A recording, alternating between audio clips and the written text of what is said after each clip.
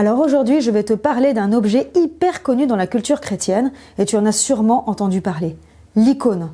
Alors on ne parle pas des icônes qui sont sur un bureau d'ordinateur, hein. On parle d'un genre d'image, comme celle-ci, qui représente la résurrection de Jésus-Christ.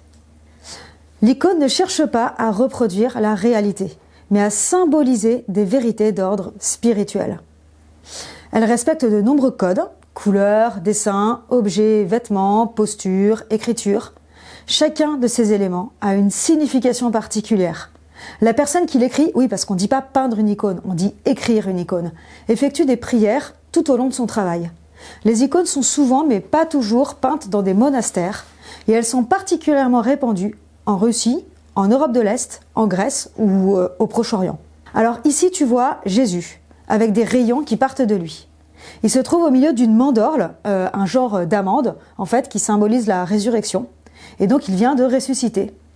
Il relève deux vieillards, Adam et Ève, qui, par leur péché, avaient entraîné l'humanité dans leur chute. Par sa mort et sa résurrection, Jésus vient les relever, et avec eux, tous ceux qui sont plongés dans la mort et la résurrection de Jésus-Christ par le baptême. Alors, sur les mains et les pieds de Jésus, on voit encore la marque des clous. Souvent, sur les icônes de la résurrection, on verra en plus le bois de la croix sous ses pieds et encore dessous un serpent ou un monstre.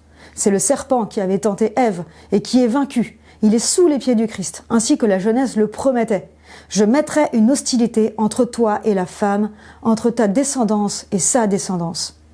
Celle-ci te meurtrira la tête et toi, tu lui meurtriras le talon. Cette icône reflète bien la victoire de Jésus-Christ sur le péché originel. Il descend jusqu'au royaume des morts pour nous relever.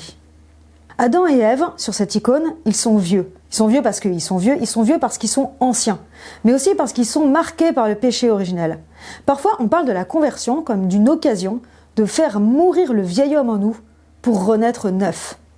Et autour du Christ, on voit d'autres personnes avec une auréole, un cercle doré autour de leur visage, qui représente leur sainteté. Dans l'auréole de Jésus-Christ, on verra toujours une croix.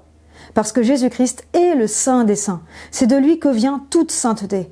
Sur les icônes grecques, on trouve aussi 3 lettres qui forment un mot en grec, un mot qu'on pourrait traduire par « celui qui est », reprenant la définition que le Seigneur Dieu donne à Moïse dans le buisson ardent. Vous savez, « je suis celui qui est ».